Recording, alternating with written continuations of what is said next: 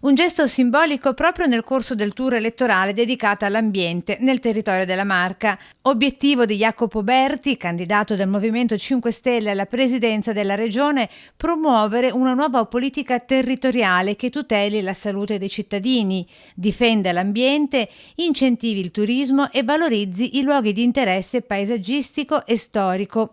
Il tour ha toccato Pederobba, dove si è parlato di cementifici, cave e centri commerciali, quindi a Montebelluna per discutere della cattiva gestione del sito archeologico di Posmon, ha detto Berti, a Spresiano con il tema della Pedemontana, assieme a quello del velodromo di Mosole. A Vittorio Veneto i 5 Stelle hanno approfondito i temi della viabilità e dei lavori pubblici, assieme a quelli dell'inquinamento. Infine, nel mirino di Farra di Soligo, le monoculture intensive, l'uso di pesticidi e i dissesti idrogeologici.